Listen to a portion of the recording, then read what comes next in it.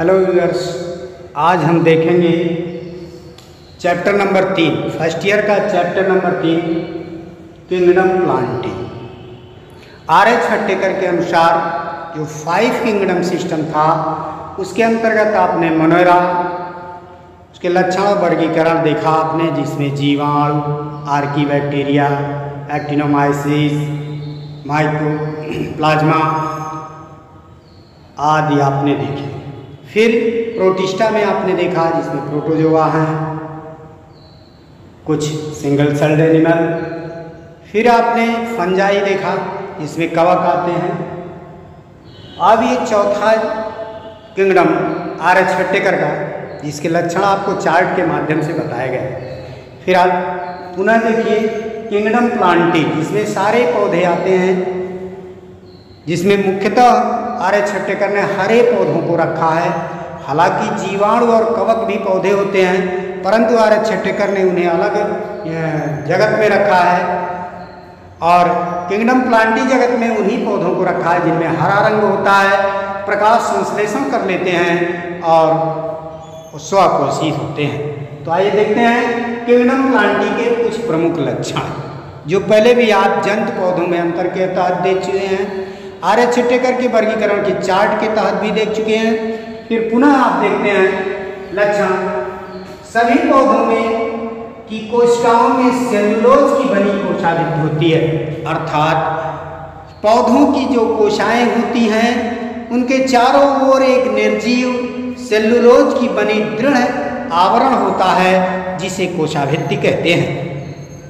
दूसरा, संग्रहित भोजन पदार्थ स्टार्च यानी मंड के रूप में होता है। पौधों की कोशिकाओं में जो कार्बोहाइड्रेट का संचयन होता है वह स्टार्च या मंड के रूप में होता है, जबकि जंतुओं में यही संग्रहित भोजन पदार्थ ग्लाइकोजन के रूप में होता है।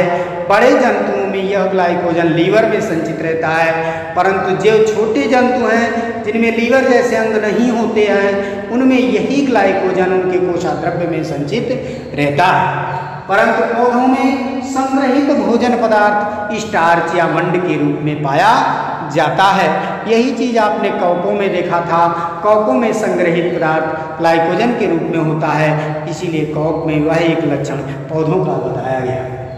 दूसरा, तीसरा पॉइंट, सभी पौधे अपने जो भी पोषक पदार्थ वातावरण से प्राप्त करते हैं वह अवशोषण क्रिया द्वारा प्राप्त करते हैं। आप देखें जंतु में होलोजोइक होते हैं, प्राण संभोजी, वह अपने पोषक पदार्थ को निगल कर, घोंट कर या भक्षण विधि से प्राप्त करते हैं, परंतु सभी पौधे अपने भूमि से जड़ों द्वारा अवशोषण क्रिया द्वारा अपने पोषक पदार्थों को प्राप्त करते हैं। चौथा पॉइंट, पौधों के जो कोशिकाएं होती हैं उसमें लवक प्लास्टिड्स पाए जाते हैं।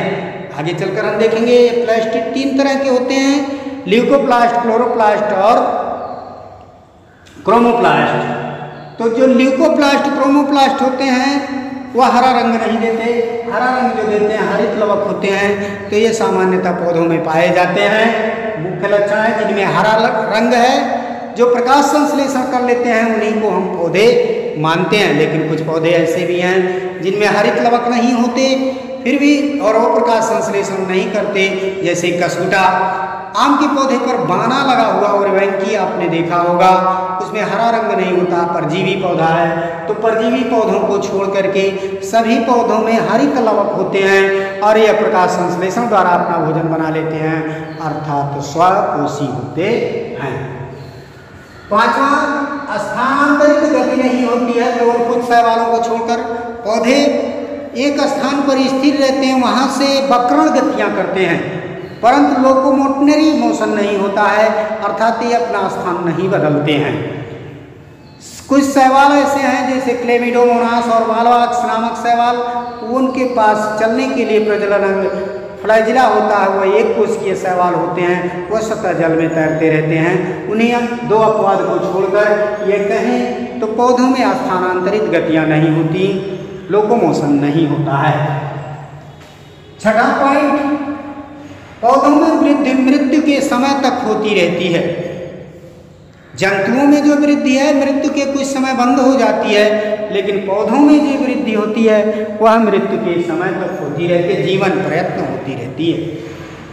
सभी पौधे यूकैरियोटिक मल्टीसेलुलर होते हैं। कुछ वही शैवाल जो क्लेमिडोमोनास फार्माक्स हैं, एक कोशिकीय होते हैं, लेकिन सभी कोशिकाएं जो है पौधे जो है यूकैरियोटिक कोशिकाएं होते हैं, अर्थात इनकी कोशिकाओं में सुविकसित केंद्रक होता है और मल्टीसेलुलर होते हैं। कोशिकाओं में रिक्तिका, केंद्रकीय रिक्तिका, बड़ी बड़ी खाली स्थान होते हैं जिनमें यदि द्रव भरा हुआ है तो उसे कोषारस कहते हैं। ये पौधों के कुछ प्रमुख लक्षण हैं जिन्हें आप लिखें। अब देखें पौधों का वर्गीकरण। पौधों का वर्गीकरण जो है समय समय पर अनेक वैज्ञानिकों ने अनेक तरह से किया है। जैसे थियोफ्रेस्टस ने जो वर्गीकरण किया वो सभी हरे पौधों को 4 वर्गों में बांटा, हर्ब, श्रब्स, स्मॉल श्रब्स और ट्री। तो ये बहुत पुराना वर्गीकरण है जिसके आधार पर थियोफ्रेस्टस को फादर ऑफ बॉटनी कहा गया। परंतु आगे चल करके कुछ वैज्ञानिकों ने पौधों को 2 भागों में बांटा। पुष्पी पादप पौधे जो हैं 2 भागों में बांटे गए, पुष्पी पादप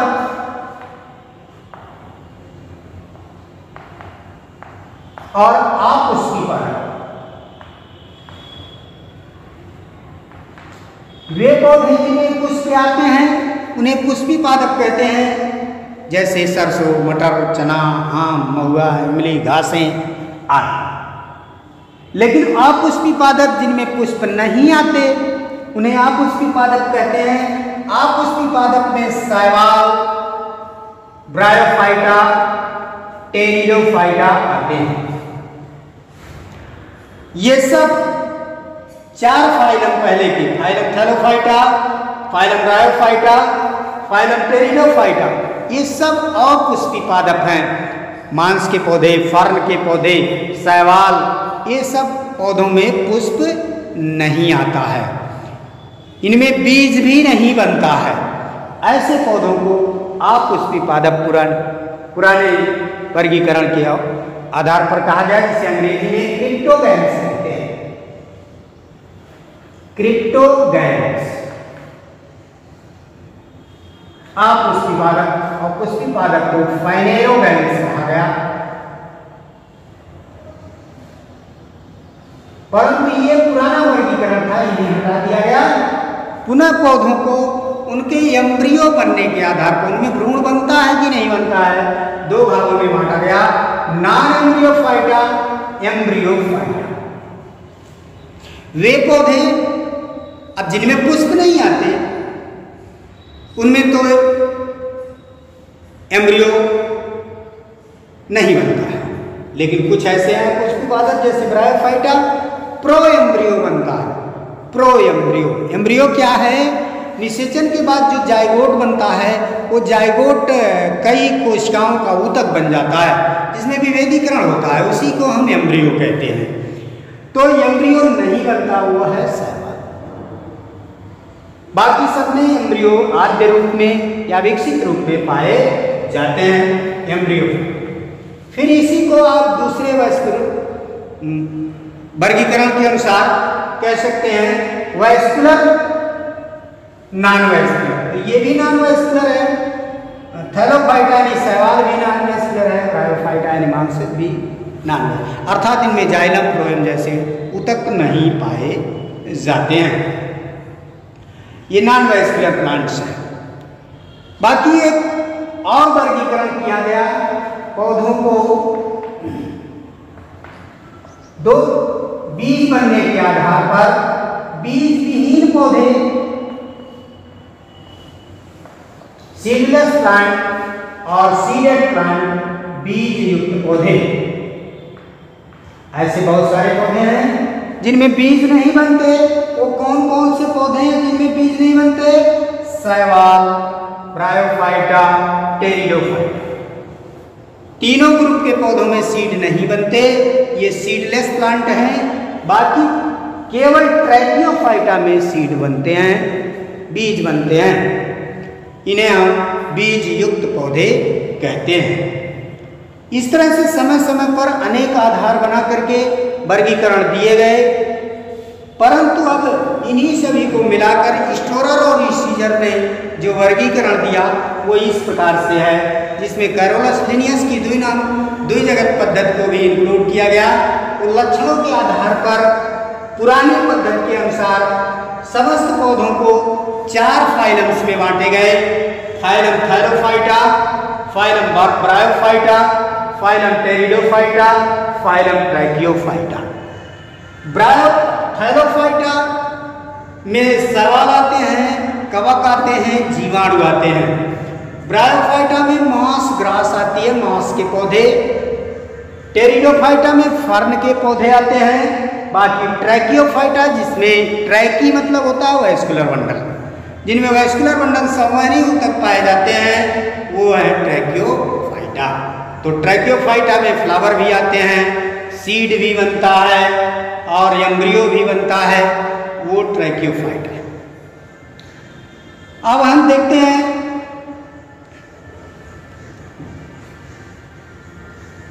कि जो है ये नॉन वैस्कुलर प्लांट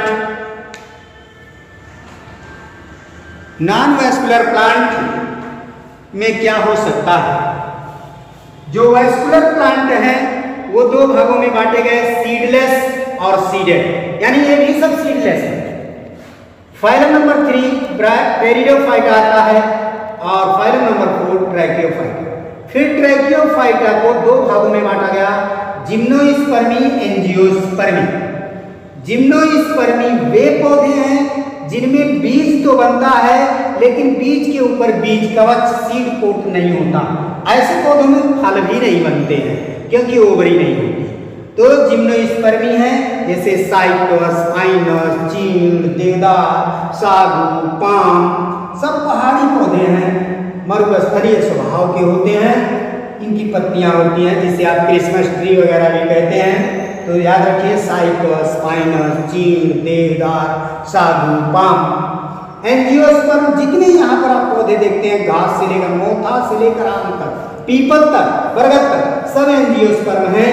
इनके बीजों के ऊपर बीज कवच पाया जाता है। फिर इन्हें 2 भागों में बांटा गया, एक बीजपत्री, द्विबीजपत्री, यानी मोनोकाटिलिडनी, डाइकाटिलिडनी। ऐसे पौधे जिनके बीजों में एक बीज पत्र होता है उन्हें मोनोकाटिलिडनी कहा गया।